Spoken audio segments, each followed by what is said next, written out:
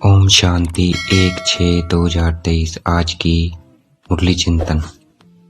हम सो देवी देवता थे, पूज्य देवी देवता थे, लायक थे, विश्व के मालिक थे। उस समय भारत सोने की चिड़िया था। उस समय भारत राइटियस था, फुल 100% सॉल्वेंट था, अर्थात अमीर था। भारत राइटियस था और राइटियस सिखलाने वाले परमात्मा हैं। परमात्मा एक शिव बाबा हैं।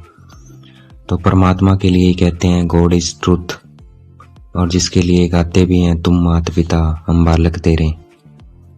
उस परमात्मा के बाप के इस वक्त हम सम्मुख बैठे हैं, वही वापस बेहद का वर्षा पाने के लिए, उसके लिए हम पुरुषार्थ कर रहे हैं। क्योंकि इस वक्त भारत अनराइटियस है, सब असुरी संप्रदाय हैं, माया की मत पर है। माया अर्थात 5 विकारों की मत पर है, जिसने इस वक्त भारत को कंगाल बना दिया है। इस वक्त भारत की कोई कौड़ी की कीमत नहीं है। तो राइटियस बनने के लिए हमें परमात्मा बाप से प्रतिज्ञा करनी है कि मेरा तो एक शिव बाबा, दूसरा ना कोई। मातेले बनेंगे तभी बेहद की प्राप्ति होगी।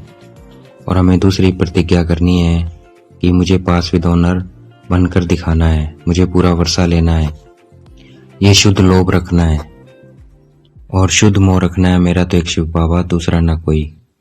हमारी माया के साथ बॉक्सिंग है, इसलिए कभी भी अशुद्ध अहंकार, अशुद्ध लोभ नहीं आना चाहिए। परमात्मा माता पिता में संशय न आए, इसकी बहुत संभाल करनी है।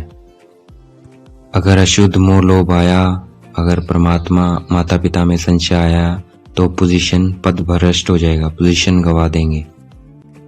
हमें परमात्मा को पूरा याद करना है। अगर याद नहीं करेंगे, अगर कोई ज्ञान में 5-10 साल से हैं, अगर उनकी याद कम हो जाती है तो फिर उनको माया खा जाती है, क्योंकि ये युद्ध स्थल है। याद कम होने से बहुत नुकसान होता है, उन बच्चों को माया जीत लेती है। इसलिए हमें याद का चार्ट बढ़ाना है डे बाय डे, और निश्चय बुद्धि बनना है। निश्चय बुद्धि ही विजयंती है और संशय बुद्धि विनश्यंती है, मतलब उसका विनाश हो जाता है जिसकी संशय होती है परमात्मा में।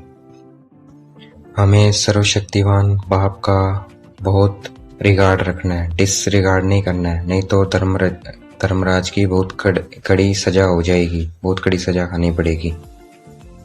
राइटियस मत, श्री मत एक परमात्मा की मत को ही कहा जाता है। तो हमें श्री परमात्मा की मत पर चलना है और उनसे पूरा योग रखना है। उसी से पहले हम श्रेष्ठ बने थे, सूर्यवंशी बने थे, 21 जन्मों के लिए महाराजा महारानी बने थे।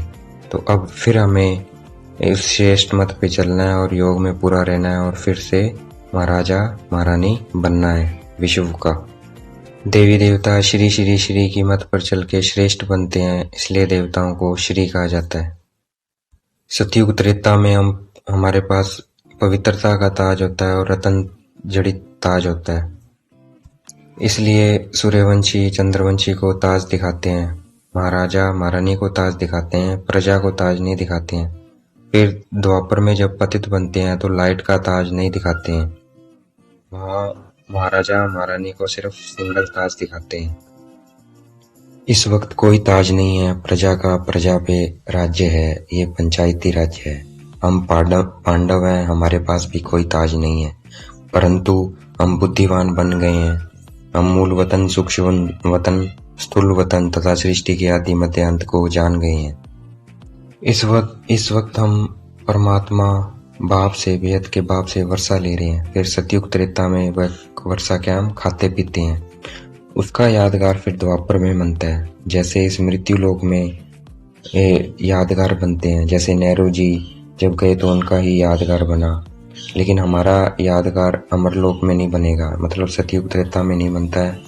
हमारा यादगार अब का पुरुषार्थ का, और उस पुरुषार्थ को हम खाते पीते हैं, उसका यादगार बनता है द्वापर से।